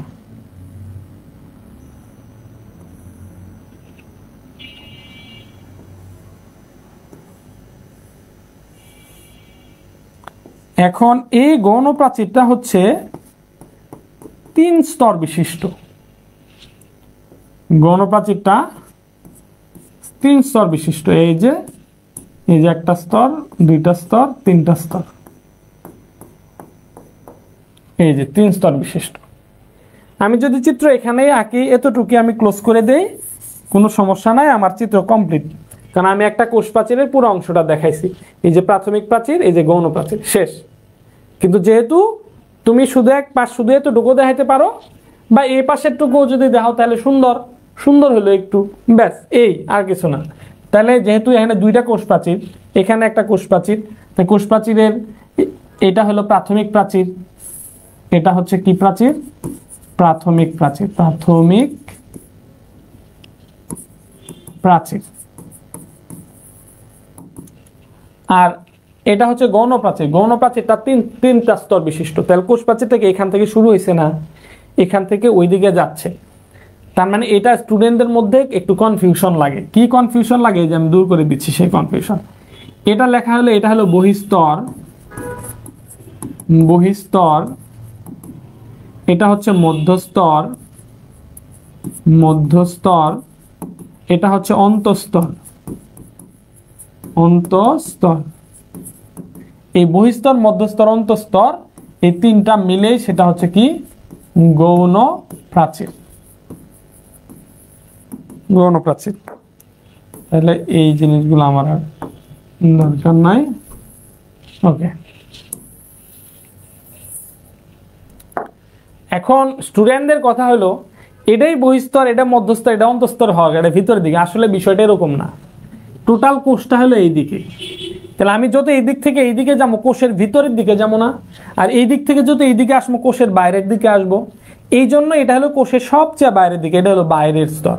এটা হলো মধ্যস্তর, এটা হলো অন্তঃস্তর, এটা হলো কোষের ভিতর দিকে। কথা কি ক্লিয়ার হয়েছে? এটা একটু রাখা যাবে না। তাহলে যে প্রাথমিক প্রাচীর, গৌণ প্রাচীর, তাহলে এই যে একটা কোষ প্রাচীর, এই যে একটা কোষ প্রাচীর, দুইটা কোষ প্রাচীর যে একটা মাঝখানে যে একটা স্তরের সৃষ্টি হয়েছে, এটা হলো মধ্যস্তর, এটা হলো মধ্যপর্দা। এটার নাম হচ্ছে কি? মধ্যপর্দা। এই যে হয়ে গেছে। এখন দেখো, এই যে মধ্যপর্দা, এটা একটা কোষ প্রাচীর, টোটাল একটা কোষ প্রাচীর। তো মাঝখানে এই গ্যাপ কেন? এই গ্যাপটা কি? ধরো আমার কোষ প্রাচীরটা কি? কোষের চারপাশ দিয়ে ওয়াল করে দেয়, কোষকে সুরক্ষা প্রদান করে। একটা জড়বস্তুর প্রাচীর কোষটার চারপাশ দিয়ে, যেমন ডিমের যে খোলসটার কাজ কি? ডিমের খোলসের যেই কাজ, সেম ভাবে একটা কোষ প্রাচীরও সেই কাজ। ডিমের ভিতরে কুসুম থাকে, তারপরে আরো যে সাদা অংশ থাকে, এটা চারপাশ দিয়ে শক্ত একটা ডিমের খোলস। তো ডিমের খোলসটা কিন্তু নষ্ট হলেও কোনো সমস্যা নাই, বাট এই খোলসটা কি করছে? ওই ভিতরের বিষয়গুলোকে সুরক্ষা দিচ্ছে, একটু শক্ত থাকে। কথা কি বুঝছো? তার মানে একটা ডিমের চারপাশ দিয়ে খোলসের যে কাজ, এই যে কোষ প্রাচীরের একই কাজ। কোষ প্রাচীরে কোষের চারপাশ দিয়ে সে জড়বস্তু আবরণ হয়ে থাকে, কোষকে সুরক্ষা প্রদান করে। তবে দেখো, একটা কোষ থেকে আরেকটা কোষের মধ্যে বিভিন্ন বস্তুর আদান প্রদানের প্রয়োজন হয়। একটা কোষ থেকে আর একটা কোষের মধ্যে বিভিন্ন বস্তুর আদান প্রদানের প্রয়োজন হয়। এই জন্য আমরা বাড়ির চারপাশ দিয়ে যখন কি করি, বাড়ির চারপাশ দিয়ে যখন আমরা ওয়াল করি, ওয়াল করলে কিন্তু একটা গেট রাখি। কেন? ওই বাড়ির ভিতরে ঢুকতে হবে, আবার বেরোতে হবে। তো যেহেতু কোষের চারপাশ দিয়ে এই কোষ প্রাচীর থাকে, তাহলে কোষের মধ্যে ঢোকার জন্য বিভিন্ন রাসায়নিক উপাদানের, প্রয়োজনীয় উপাদানের ভিতরে ঢোকার দরকার আছে, আবার ওই ভিতর থেকে আবার বের হওয়ারও দরকার আছে। এই জন্য কোষ প্রাচীর মাঝখানে মাঝখানে ছিদ্র থাকে, গ্যাপ থাকে। এই গ্যাপগুলাকে বলা হয় হচ্ছে কূপ, কূপ বা পিট। তাহলে যে কূপ কি? কূপ হচ্ছে কোষ প্রাচীরের মাঝখানে মাঝখানে ফাঁকা জায়গা থাকে, গহ্বর থাকে, ছিদ্র থাকে। এই ছিদ্রগুলাকে কূপ বলা হয় বা পিট বলা হয়, যেটা দ্বারা একটা কোষ থেকে অন্য কোষের মধ্যে বিভিন্ন রাসায়নিক উপাদানের আদান প্রদান নিয়ন্ত্রিত হয়। আচ্ছা, তো এই মোটামুটি এই হলো কোষ প্রাচীরের চিত্র। তাহলে আমরা এখন চিত্র লিখবো। এই যে চিত্র হচ্ছে কোষ প্রাচীর, এই হচ্ছে আমাদের চিত্র কোষ প্রাচীর। তাহলে আমরা কোষ প্রাচীরের চিত্র কমপ্লিট করে ফেলছি, যে কোনো এক পাশে দিলেই হবে। এখন তুমি যদি চাও এই পাশটাও দিতে পারো, বাট আমার কাছে মনে হচ্ছে যে এখন যে চিত্রটা আছে এটাই বেস্ট, এটা দিলেই হবে। ঠিক আছে? তো আশা করি বিষয়টা বুঝতে পারছো। কোষ প্রাচীরের চিত্রটা আশা করি আঁকতে পারবা এবং ইন্ডিকেটগুলা করতে পারবা। তাহলে আমরা একটা বিষয় দেখি, সবসময় দুইটা কোষ প্রাচীর একসাথে যুক্ত থাকে। দুইটা কোষ প্রাচীর যে পর্দার সাথে যুক্ত থাকে এটাকে মধ্য পর্দা বলা হয়। আর কোষ প্রাচীরটাই যেখান থেকে মূলত শুরু হলো, মূল জিনিসটা, মূল কোষ প্রাচীরটাই হচ্ছে এই প্রাথমিক প্রাচীর। প্রাথমিক প্রাচীরের পরে একটা গৌণ প্রাচীর থাকে। এই গৌণ প্রাচীর কি সবসময় থাকবে? সেইটা আবশ্যক না। গৌণ প্রাচীর অনেক সময় থাকতেও পারে, আবার নাও থাকতে পারে। গৌণ প্রাচীর থাকতেও পারে, নাও থাকতে পারে। যদি গৌণ প্রাচীর থাকে, যদি গৌণ প্রাচীর থাকে, তাহলে গৌণ প্রাচীরটা কিভাবে তৈরি হবে?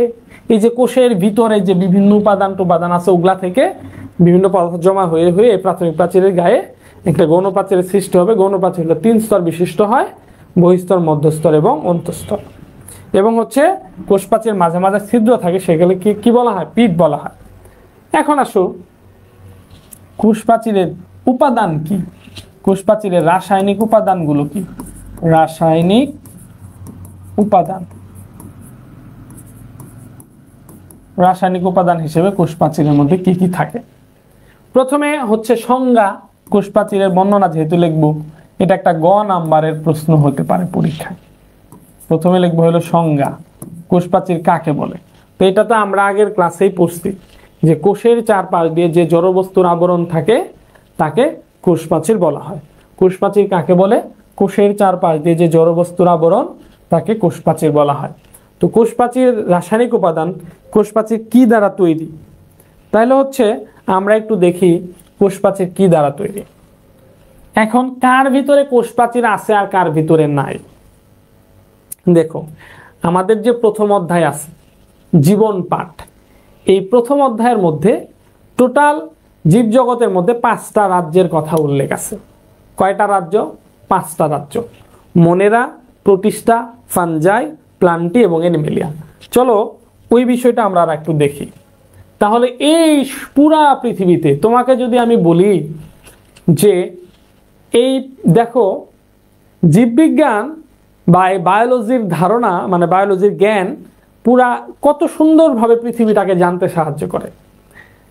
আমি তোমাকে বললাম, তুমি কি বলতে পারবে এই পৃথিবীতে কত রকমের প্রাণী আছে, কত রকমের উদ্ভিদ আছে বা কত রকমের জীব আছে?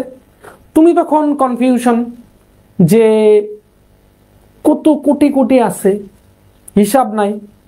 আমি তোমাকে বললাম আফ্রিকার জঙ্গলে কি কি আছে, তুমি কনফিউশন। আমি তোমাকে বললাম সৌদির যে মরুভূমি আছে সেখানে কি কোনো প্রাণী আছে, বা ওই রাশিয়ার তুন্দ্রা অঞ্চল এর তো বরফে ঢাকা থাকে, আবার ওই গ্রিনল্যান্ড ওইখানে স্কিমোরা থাকে। তো এখানে মানুষের জীবনধারা, জীব আছে, কত ধরনের জীব আছে। তো এইভাবে আলাদা আলাদা করে গবেষণা করতে গেলে, রিসার্চ করতে গেলে অনেক সময়ের দরকার। একটা মানুষের ছোট্ট জীবনে এত জ্ঞান অর্জন করা সম্ভব না। বাট আমি তোমাকে কথা দিচ্ছি, দেখো 2 মিনিটের মধ্যে আমি তোমাকে সারা পৃথিবীর জীবজগৎ সম্বন্ধে একটা বেসিক ধারণা দিয়ে দিই। কয় মিনিট? 2 মিনিট। ওকে, শুরু করা যাক। ধরো এই পৃথিবীতে 5 ধরনের জীব আছে। কয় ধরনের? 5 ধরনের। 1 নম্বর হলো ব্যাকটেরিয়া, ছোট ছোট ব্যাকটেরিয়া। 2 নম্বর হচ্ছে শৈবাল, ওই যে পানির মধ্যে সবুজ শ্যাওলা হয়, শৈবাল। 3 নাম্বার আছে হচ্ছে ওই শৈবালের মধ্যেই তাহলে ব্যাকটেরিয়া, শৈবাল, অ্যামিবা, অ্যান্টামিবা এগুলো আছে, মানে এককোষী অ্যামিবা, এককোষী প্রাণী। এরপর আছে হচ্ছে কি ছত্রাক, এই যে ক্যামেরার লেন্সের মধ্যে ছত্রাক জমে ক্যামেরাটা ঘোলা হয়ে যায়। তারপর এই যে ব্যাঙের ছাতা, মাশরুম, ছত্রাক। এরপর আছে হচ্ছে উদ্ভিদ, এরপর আছে বিভিন্ন প্রাণী। এর বাইরে পৃথিবীতে আর কোনো জীব নাই। এক হলো এককোষী ব্যাকটেরিয়া, কি আছে আদিকোষী ব্যাকটেরিয়া। এই যে আমাদের যে বিভিন্ন রোগ বালাই হয়, অনেক সময় পেট খারাপ হয়, হজমের সমস্যা হয়, অনেক সময় ডায়রিয়া, আমাশয়, কত কি বিভিন্ন ধরনের রোগ টোগ হয়, ব্যাকটেরিয়া জনিত অনেক রোগ আছে। তাহলে কি এই পৃথিবীতে আছে কি ব্যাকটেরিয়া, আর কি আছে, আছে হচ্ছে শৈবাল, ছত্রাক, আছে হলো উদ্ভিদ, আছে হচ্ছে প্রাণী। এর বাইরে আর কোনো কিছু নাই। দেখো পুরা জীবজগৎ সম্বন্ধে আমার ধারণা হয়ে গেছে। তুমি এখন রাশিয়া বলো, তুমি ব্রিটেন বলো, তুমি গ্রিনল্যান্ড বলো, সুইডেন, নরওয়ে বলো, তুমি আফ্রিকা বলো, অ্যামাজন বলো, যেখানে যা ইচ্ছা তাই বলো, এই 5 ধরনের জীবের বাইরে আর কোনো জীব নাই। এই যে দেখো একটা অল্প সময়ের মধ্যে সারা পৃথিবীর জীব সম্বন্ধে একটা ধারণা পেয়ে গেল। আরো একটা জিনিস আছে, বলা যাবে না, বলো তো সেটা কি, বলতে পারবা? হ্যাঁ, এটা নিয়ে একটু আছে, যে আরেকটা কি আছে, এটা তোমরা একটু ধারণা করে বলো তো দেখি। ব্যাকটেরিয়া, শৈবাল, ছত্রাক, উদ্ভিদ, প্রাণী ছাড়া আর কি আছে? হ্যাঁ, একটা জিনিস আছে, সেইটার নাম হচ্ছে কি করে ফেলছি আমি, লেখায় তো চিকন হচ্ছে কেন, সেটার নাম কি, একটু মোটা করে দিলাম। একটা জিনিস আছে, বলো, এখনো কি অনুমান করতে পারছো? অনুমান করতে পারছো কিনা জানি না, বাট আমি বলে দেই, সেইটার নাম হচ্ছে ভাইরাস।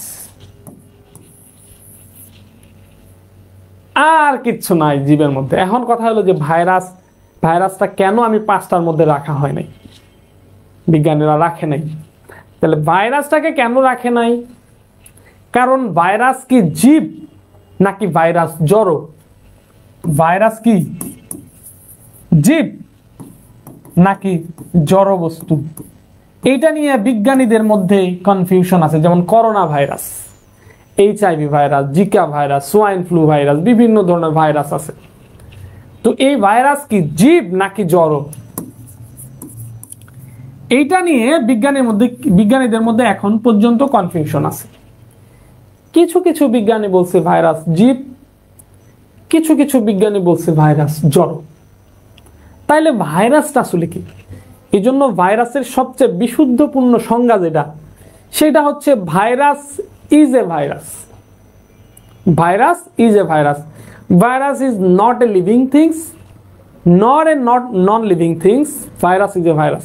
ভাইরাস জীব না, ভাইরাস জড়ও না, virus is a virus. Virus হলো ভাইরাস। এই জন্য ভাইরাসকে জীবজগতে স্থান দেওয়া হয় না। ভাইরাসের কিছু কিছু বৈশিষ্ট্য আছে জীবের মতো, ভাইরাসের কিছু কিছু বৈশিষ্ট্য আছে জীবের মতো আচরণ করে। আবার ভাইরাসের কিছু কিছু বৈশিষ্ট্য আছে জড় বস্তুর মতো আচরণ করে। যেমন যার কোনো মৃত্যু নাই, ভাইরাস কখনো মরে না। তাহলে যদি জীবনই থাকবে তাহলে তো মরার কথা, কিন্তু ভাইরাস তো মরে না। তারপরে হচ্ছে একটা জীবকে আগুন দিয়ে পুড়িয়ে ভ্যানিশ করা, আগুন দিয়ে পুড়া যায়, কেমিক্যাল দিয়ে ধ্বংস করা যায়। ভাইরাসকে আগুন দিয়ে পুড়া যায় না, কেমিক্যাল দিয়ে ধ্বংস করা যায় না। কেমিক্যাল বিভিন্ন ধরনের অ্যাসিড, ক্ষার, এগুলা যে রাসায়নিক বিক্রিয়া অংশগ্রহণ করে, এই ভাইরাস যা ওই টাইপের রাসায়নিক বিক্রিয়া অংশগ্রহণ করতে পারে। তো এরকম অনেক জড় বৈশিষ্ট্য আছে। আবার ধরো একটা জায়গায় যে একটা ভাইরাস তুমি রাখছো, সারা জীবন সে ওইখানেই থাকবে। একটা জড় বস্তু যেমন সারা জীবনে আর কোনো নড়াচড়া করবে না, কিচ্ছু করবে না, ওই ভাইরাসও নড়াচড়া করবে না, কিচ্ছু করবে না, সে ওইখানেই থাকবে। ভাইরাস চলাচল করতে পারে না, নড়তে পারে না, ফিরতে পারে না। কিন্তু ভাইরাসের কিছু কিছু জীবীয় বৈশিষ্ট্য আছে। কোনো কারণে ভাইরাসকে তুমি যদি শরীরের ভিতরে ঢুকায় ফেলতে পারো, কোনো প্রাণীর দেহের মধ্যে ঢুকাইতে পারো, তাহলে মাথা টন্ট করে খাড়া হয়ে যায়, সে জীবীয় বৈশিষ্ট্য প্রকাশ করে। তখন সে সংখ্যা বৃদ্ধি করতে পারে, একটা থেকে শরীরের কোষগুলাকে ধ্বংস করে হাজার হাজার সংখ্যা বৃদ্ধি করতে পারে। তাহলে সে একটা থেকে দুইটা তিনটা চারটা হয়ে যায়, 100 200 300 400 হাজার হাজার হয়ে যায়, এটা তো জীবের বৈশিষ্ট্য। তো এরকম ভাইরাস যখন পোষক দেহের বাইরে থাকে, মানুষের দেহ বা যে কোনো একটা কোষের বাইরে যখন থাকে, তখন সে জড়বস্তুর মতো আচরণ করে। যখন কোনো শরীরের ভিতরে ঢুকে যায় তখন সে জীবের মতো আচরণ করে। এই জন্য ভাইরাসকে সরাসরি জীব জগতে স্থান দেওয়া হয় নাই, ভাইরাসের স্থান দেওয়া হয়েছে ভাইরাসের জগতে। এই জন্য ভাইরাসকে বলা হয় অকোষী, ভাইরাস হচ্ছে অ্যাক্যারিওটা। তাহলে টোটাল যে জীবজগৎ আছে, আমরা একটু প্রথম অধ্যায় থেকে একটু বেসিক পড়তেছি আর কি, তার পরবর্তীতে আমরা যাচ্ছি। আচ্ছা, টোটাল যে জীবজগৎ আছে, এই যে জীবজগৎ,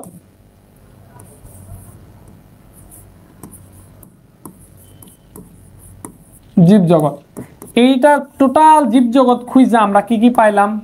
আমরা 5টা শ্রেণীর জীব পাইছি। কয়টা জীব পাইছি? 5টা শ্রেণীর জীব পাইছি। 1 নাম্বার আমরা পাইলাম হচ্ছে ব্যাকটেরিয়া,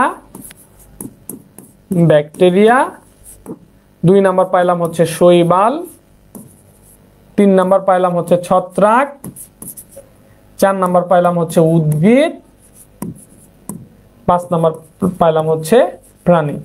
এই যে টোটাল এই জীব জগতে এই 5 ধরনের জীবের বাইরে কোনো কিছু নাই। এই জন্য টোটাল জীব জগৎকে 5টা রাজ্যে ভাগ করা হয়েছে। তাহলে বুঝছো তো, এই যে হুইটেকার, মার্গুলিস, লিন মার্গুলিস, উনি হচ্ছে 5টা রাজ্যে এই কেন করছে? কারণ এর বাইরে আসলে কোনো কিছু নাই।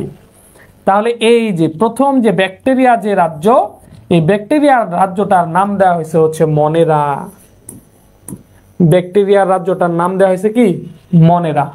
যত ব্যাকটেরিয়া আছে সব এই একটা রাজ্য করে দিলাম তোদের মনেরা।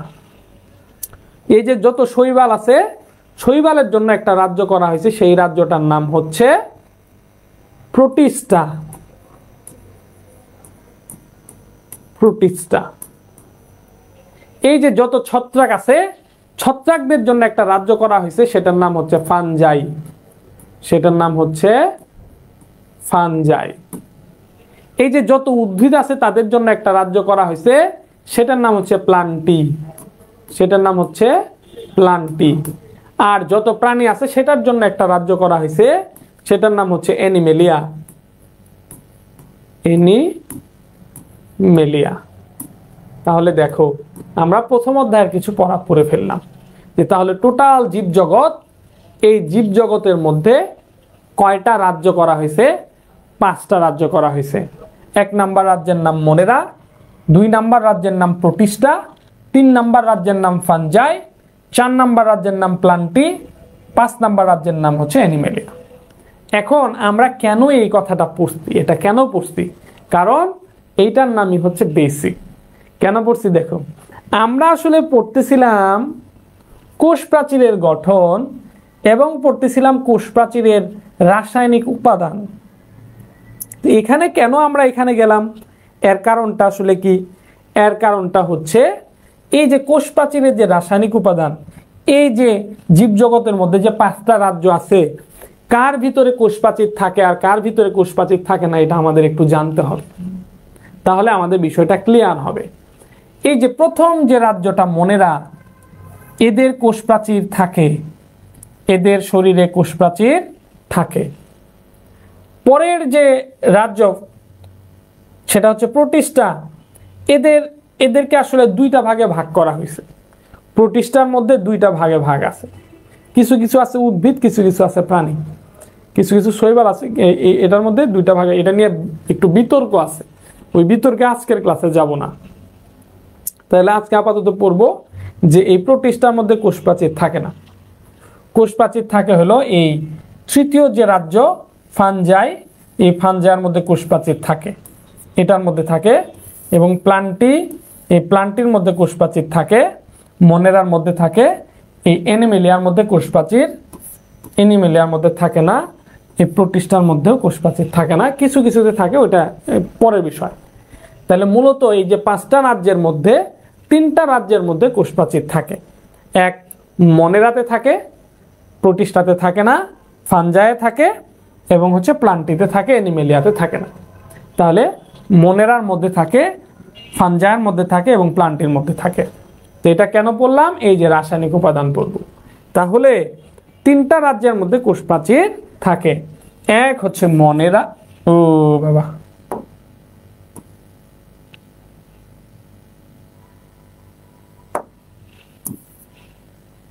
এক হচ্ছে কি মনেরাতে থাকে, ফানজাইয়ে থাকে, আর থাকে প্লান্টিতে। প্লান্টিতে থাকে। এখন আমরা দেখব মনেরাতের মধ্যে যে থাকে, মনেরার কোষ প্রাচীর কি দ্বারা তৈরি, মনেরার কোষ প্রাচীর কি দ্বারা তৈরি,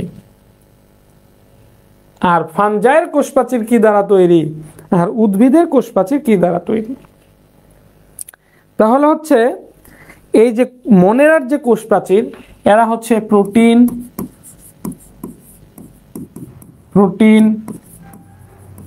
লিপিড এবং শর্করা দ্বারা তৈরি। মনেরার কোষ প্রাচীর প্রোটিন, লিপিড, শর্করা দ্বারা তৈরি। ফানজাইয়ের কোষ প্রাচীর, ফানজাইয়ের কোষ প্রাচীর হচ্ছে কাইটিন দ্বারা তৈরি। ফানজাইয়ের কোষ প্রাচীর বা ছত্রাকের কোষ প্রাচীর, এরা হচ্ছে কাইটিন দ্বারা তৈরি। এটা হচ্ছে কাইটিন দ্বারা তৈরি, কাইটিন। এরপরে হচ্ছে প্লান্টি মানে উদ্ভিদ, উদ্ভিদের কোষ প্রাচীর হচ্ছে সেলুলোজ, হেমিসেলুলোজ, লিগনিন, পেকটিন, এগুলা দ্বারা তৈরি। তাহলে একটা হলো কি সেলুলোজ, তারপরে হেমিসেলুলোজ, হেমিসেলুলোজ, তারপরে হচ্ছে lignin, lignin, pectin, pectin, suberin, suberin ইত্যাদি, এগুলা দ্বারা তৈরি। ওকে, এই যেগুলো হলো রাসায়নিক উপাদান, যে কোষ প্রাচীরের রাসায়নিক উপাদান। কোষ প্রাচীর মূলত কি দ্বারা তৈরি। এখন কোষ প্রাচীর কি দ্বারা তৈরি, তাহলে আমাকে বলতে হবে না যে কার কোষ প্রাচীর, কারণ কোষ প্রাচীর যে তিনটা আছে, এক হলো মনেরার কোষ প্রাচীর আছে, ফানজাইয়ের কোষ প্রাচীর আছে, প্লান্টের কোষ প্রাচীর আছে। এক একজনের কোষ প্রাচীর যে এক এক রকম। সো এটাই জন্য আমরা আগে এই যে এই রাজ্যগুলা পরে আমি কনফিউশন ক্লিয়ার করলাম। তো এখন হলো মনেরার কোষ প্রাচীর প্রোটিন, লিপিড এবং শর্করা বা পলিস্যাকারাইড। তোমাদের বইয়ের মধ্যে লেখা আছে কি পলিস্যাকারাইড। যাহা পলিস্যাকারাইড তাহাই শর্করা। যাহা, এই যে পলিস্যাকারাইড লেখা আছে, পলিস্যাকারাইড, এই যে পলিস্যাকারাইড কি, এটা হচ্ছে শর্করা। সহজ ভাষায় লিখছি শর্করা, কারণ শর্করা বিভিন্ন ধরনের আছে, মনোস্যাকারাইড, অলিগোস্যাকারাইড, ডাইস্যাকারাইড, এরকম আছে পলিস্যাকারাইড। তাহলে যাহা বইয়ের মধ্যে পলিস্যাকারাইড আছে, ওই পলিস্যাকারাইড কি শর্করা। তাহলে মনেরার কোষ প্রাচীর প্রোটিন, লিপিড, শর্করা দ্বারা তৈরি। তারপর ফানজাইয়ের কোষ প্রাচীর কাইটিন দ্বারা তৈরি। প্লান্টের কোষ প্রাচীর সেলুলোজ, হেমিসেলুলোজ, লিগনিন, পেকটিন, পেকটি লিখছি, পেকটিন, পেকটিন, সুবেরিন ইত্যাদি দ্বারা তৈরি। ওকে, তো এই হচ্ছে আমাদের মোটামুটি কোষ প্রাচীরের গঠন। এরপরে দেখো কোষ প্রাচীর, এই যে কোষ প্রাচীরে যে কূপ আছে, ছিদ্র আছে, এটা ধরো আমরা এখান থেকে দেখি।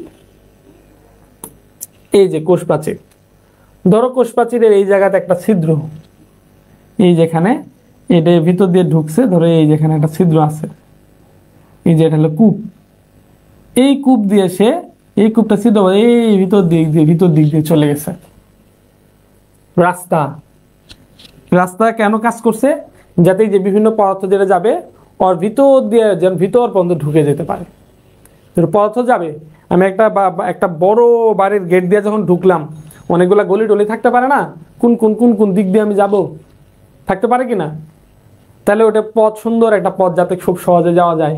এই যে রাসায়নিক উপাদান যেটা ঢুকছে, ওটা যেন কোষের ভিতরে খুব সহজেই ঢুকে যেতে পারে, যেন সূক্ষ্ম নালী থাকে।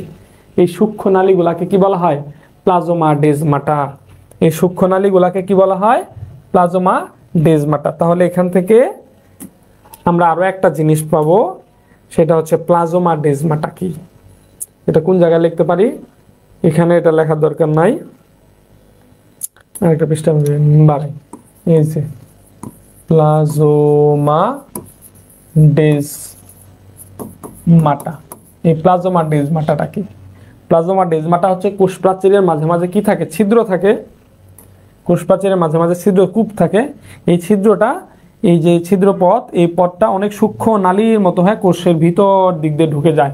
এতে হলো বিভিন্ন রাসায়নিক উপাদানের কোষের ভিতরে ঢুকতে সুবিধা হয়, কোষের ভিতরে প্রবাহ পথ হিসেবে কাজ করে। এই যে সূক্ষ্ম নালী যেটা, এটাকে কি বলে? প্লাজোমা ডেজমাটা বলে। এটা হলো একটা কোষ থেকে আর একটা কোষের মধ্যে বিভিন্ন বস্তু, বিভিন্ন পদার্থের আদান প্রদান এগুলা নিয়ন্ত্রণ করে। আচ্ছা, তাহলে হচ্ছে মোটামুটি এই হচ্ছে আমার কোষ প্রাচীর, কোষ প্রাচীরের চিত্র এবং কোষ প্রাচীরের গঠন। আশা করি বিষয়টা একেবারে ক্লিয়ার হয়েছে। এখানে কোনো ধরনের ঝামেলা, কোনো ধরনের মানে অন্য কোনো কিছু এখানে নাই, একেবারে সব বিষয় একেবারে পরিপূর্ণ ক্লিয়ার হয়েছে। এখন আমি যে শেষ করব যেটা এটা হচ্ছে কাজ দিয়ে। তার প্রথমে আমি সংজ্ঞা দিলাম, তারপরে দিলাম হচ্ছে রাসায়নিক উপাদান, তারপরে আমি দিলাম হচ্ছে কাজ। কোষ প্রাচীরের বর্ণনা আমি শেষ করব কোষ প্রাচীরের কাজ দিয়ে। তাহলে কোষ প্রাচীরের কাজ কি? কোষ প্রাচীরের কাজ হচ্ছে কোষকে দৃঢ়তা প্রদান করবে। কোষকে কি করবে? দৃঢ়তা প্রদান করবে, কোষের আকার আকৃতিটাকে বজায় রাখবে। তাহলে হচ্ছে কোষকে কি করবে? দৃঢ়তা প্রদান, তারপর হচ্ছে আকার আকৃতি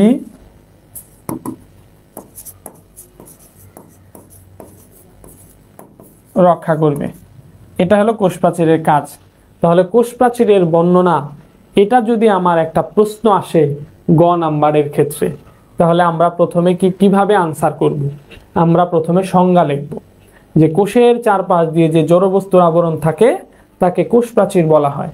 এরপরে আমরা কোষ প্রাচীরের চিত্র আঁকবো, চিত্র আঁক করে ইন্ডিকেট করব।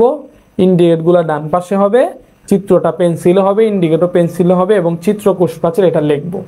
তারপরে আমি নিজের মতো করে বর্ণনা লিখব যে পাশাপাশি দুটি কোষ প্রাচীর মধ্য পর্দার সঙ্গে যুক্ত থাকে এবং কোষ প্রাচীরের মূল অংশ হচ্ছে প্রাথমিক প্রাচীর। এই প্রাথমিক প্রাচীরের পরে একটা গৌণ প্রাচীরের সৃষ্টি হয়। গৌণ প্রাচীরটি 3 স্তর বিশিষ্ট হয়, বহিস্তর, মধ্যস্তর এবং অন্তঃস্তর। কোষ প্রাচীরের মাঝে মাঝে ছিদ্র থাকে, এই ছিদ্রগুলোকে কূপ বা পিট বলা হয়।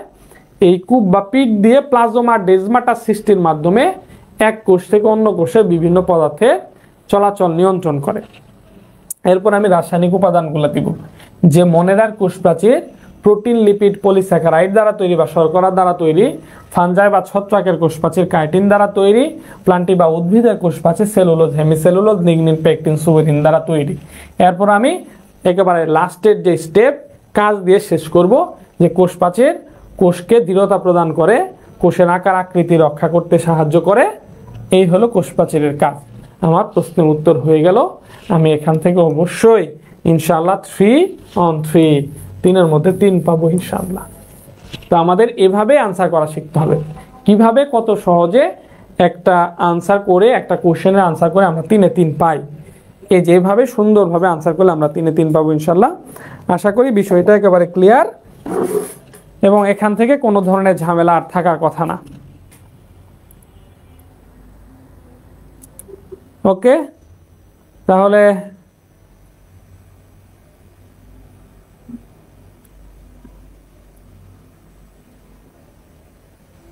এই ক্লাসটাকে এই ক্লাসটা রেকর্ড থাকবে, পরবর্তীতে দেখতে পারবে ইনশাআল্লাহ। ক্লাস রেকর্ড থাকবে, পরবর্তীতে দেখতে পারবা, কোনো সমস্যা নাই। কিভাবে যোগাযোগ করব? আচ্ছা, আমাদের গ্রুপের অনেকগুলা আছে, পোস্ট আছে, এগুলা দেখো। এখানে আমাদের কোর্সে যুক্ত হওয়ার জন্য মোবাইল নাম্বার সব কিছুই আছে, তো এগুলা তোমরা দেখতে পারো, কোনো সমস্যা নাই। ফোন নাম্বার যেটা আছে এটাতে হোয়াটসঅ্যাপ করবা, হোয়াটসঅ্যাপে মেসেজ দিবা, সব কিছু পেয়ে যাবা ইনশাআল্লাহ। তো যেহেতু আমি একা একা ক্লাস নিচ্ছি, সো আমি আজকে ক্লাসটা আর বেশি লং করতেছি না, ক্লাসটা আমি আজকে ক্লোজ করে দিব। তো তোমরা এখন পর্যন্ত যারা এই ক্লাসটা দেখতেছো তাদের প্রতি আমার রিকোয়েস্ট থাকবে যে এই ক্লাসটা কেমন লেগেছে। আমি একেবারে কিন্তু তোমাকে কোনো ধরনের জড়তা আমি কিন্তু রাখিনি। তোমার যা দরকার একেবারে বেসিক থেকে তোমার যদি আমরা বলছি যে বায়োলজিতে 30+ ক্লাস আমরা নিব, কিন্তু বিষয়টা এরকম না। তোমার যদি 100টা ক্লাস দরকার পড়ে, আমি 100টা ক্লাস দিতেই তোমার জন্য প্রস্তুত। তোমার যদি 50টা ক্লাস দরকার পড়ে, আমি 50টাই দিব। মানে এটা কোনো লিমিটেশন নাই।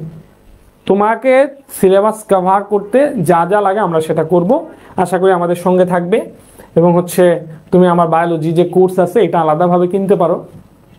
তো আর কোনো কিছু ভালো লাগলো না, শুধু বায়োলজি নাও, সেই সুযোগ আছে। অথবা আমার বায়োলজিও ভালো লাগলো না, শুধু ফিজিক্সটা নিতে চাও, রেদওয়ানের ফিজিক্সটা নিয়ে নিবা, রেদওয়ান স্যারের। শুধু কেমিস্ট্রি নিতে চাও, শুধু কেমিস্ট্রি নেওয়ারও সুযোগ আছে। বা তুমি সবগুলো একসাথে একটা প্যাকেজও নিতে পারো, এটা সম্পূর্ণ তোমার স্বাধীনতা। তবে আমরা চেষ্টা করবো আমাদের যে ফাইনাল রিভিশন প্রিমিয়াম ব্যাচ 2025-এর যে ব্যাচ, এটা কিন্তু আলহামদুলিল্লাহ প্রায় 1600+ স্টুডেন্ট অলরেডি হয়ে গেছে। সো এটা বলতেই পারতো যখন সারা বাংলাদেশ থেকে 1600 স্টুডেন্ট যেই কোর্সটা কিনেছে। সো আমরা কিন্তু খুবই খারাপ যদি পড়াইতাম, স্টুডেন্টদের রিভিউ যদি খারাপ হইতো, তাহলে 100-200 স্টুডেন্ট পাওয়ার পরে আর কোনো স্টুডেন্ট আমরা পাইতাম না। শুধু ব্যাড রিভিউ তারা দিত, দিয়ে আমাদের গালিগালাজ করে চলে যেত। বাট কি হয়েছে, সম্পূর্ণ ডিফারেন্স হয়েছে। আমি তোমাদের স্পেশালি থ্যাঙ্কস জানাই আমাদের ফাইনাল রিভিশন প্রিমিয়াম ব্যাচের যারা স্টুডেন্ট আছো। তোমরা ফাইনাল রিভিশন প্রিমিয়াম ব্যাচের যারা স্টুডেন্ট আছো তাদেরকে আমি স্পেশালি থ্যাঙ্কস জানাই। কারণ হচ্ছে তোমরা আমাদের সম্বন্ধে ভালো রিভিউ করেছো, আমরা ভালো পড়াচ্ছি সেটা তোমাদের ফ্রেন্ড সার্কেলদের বলেছো, যার কারণে কিন্তু তোমাদের ফ্রেন্ড সার্কেলরা আজকে আমাদের এই পরিবার বাড়তে বাড়তে বাড়তে বাড়তে এখন প্রায় 1600+। আশা করি 2-1 দিনের মধ্যেই 1700 ক্রস করে ফেলবে। সো এটা কিন্তু সম্পূর্ণ ক্রেডিটটা তোমাদের। কারণ হচ্ছে হ্যাঁ, আমাদেরও ক্রেডিট, আমরা যথেষ্ট পরিশ্রম করেছি, আমরা আমাদের কথা রাখার চেষ্টা করেছি, যেভাবে পড়ানো দরকার তার চেয়ে আমরা চেষ্টা করেছি আরও কতটা বেটার কোয়ালিটি দেওয়া যায়। বাট তোমাদের প্রতি আমরা কৃতজ্ঞ, কারণ তোমরা তোমাদের ফ্রেন্ড সার্কেলদের প্রচার করেছো, ফ্রেন্ড সার্কেলদের বলেছো, আমাদের সম্বন্ধে ভালো কথা বলেছো, যেহেতু আমরা ভালো ক্লাস নিচ্ছি সেটা তোমরা প্রচার করেছো। এই জন্য তোমাদের ক্রেডিটটা বেশি। ফাইনাল রিভিশন প্রিমিয়াম ব্যাচ 25 তোমাদের প্রতি আমরা কৃতজ্ঞতা প্রকাশ করছি। এবং তোমাদের প্রতি আমাদের রিকোয়েস্ট থাকবে, যেহেতু তোমাদের ছোট ভাই যারা আছে, যারা এখন ক্লাস 10-9-এ পড়ে, তাদেরকে তোমরা আমাদের এই কোর্সের ব্যাপারে ইনভাইট করবা। এবং হচ্ছে এটা এমন না যে আমরা পানির শরবতের টাকা নিয়ে পানি দিচ্ছি, বিষয়টা এরকম না। আমাদের ফ্রি ক্লাস আছে, যথেষ্ট ফ্রি ক্লাস থাকবে, এগুলা দেখার সুযোগ পাবে। ওগুলা দেখে দেখে আশা করি যে যাদের ভালো লাগবে তারাই আমাদের কোর্সে ভর্তি হবে। এবং সবার প্রতি কৃতজ্ঞতা। এবং হচ্ছে তোমাদের প্রতি আমাদের নতুন কোর্স যেটা বেসিক টু প্রো 2.0, এই কোর্সে ভর্তি হওয়ার জন্য অনুরোধ করে আজকে ক্লাসটা এই পর্যন্ত শেষ করছি। ভালো থাকো, সুস্থ থাকো, আসসালামু আলাইকুম। আর হচ্ছে তোমরা ক্লাসের পিডিএফগুলো অনেকেই চাও যে ক্লাস পিডিএফগুলো কোথায় পাবা, কিভাবে পাবা। এই ক্লাস পিডিএফগুলো হচ্ছে তোমরা লাবলু স্যারের সাথে যোগাযোগ করো। যেহেতু আমাদের লাইভ ক্লাস হয়, লাইভ ক্লাসের মধ্যেই তো আর ক্লাস পিডিএফটা শো করা সম্ভব না। পরবর্তীতে পিডিএফটা আমরা সেভ করে রাখি, যেটা পরবর্তীতে কমেন্টে হয়তো দেওয়া হবে বা অন্য ভিডিওর লিঙ্কে দেওয়া হবে, বা তোমরা সরাসরি হোয়াটসঅ্যাপ করলে হোয়াটসঅ্যাপও পেয়ে যাবা ইনশাল্লাহ। ঠিক আছে, ভালো থাকো, সুস্থ থাকো, আসসালামু আলাইকুম।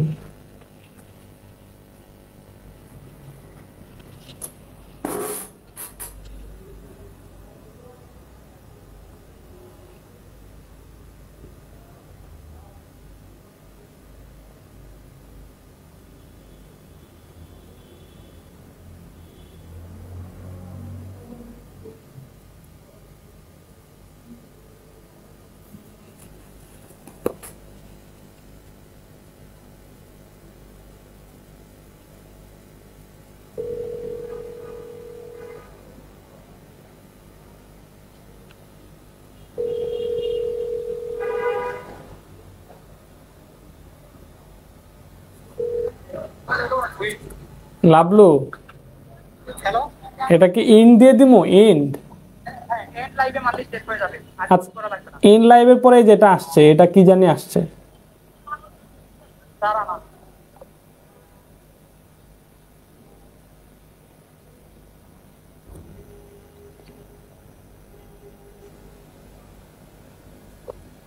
চারটা বের করো। এই লাবলু যেটা দেখো, এই যে এটা কি লেখা দেখা না, একটু পরে এটা হচ্ছে if you end this video now you will be able to choose if you want to save or delete. একটা পিকচার তুলে আমাদের জাস্ট হোয়াটসঅ্যাপে দিয়ে দেন, দেখা যাচ্ছে না, গুলা দেখা যাচ্ছে, আচ্ছা আচ্ছা পিকচার দিয়ে দেন। ঠিক আছে।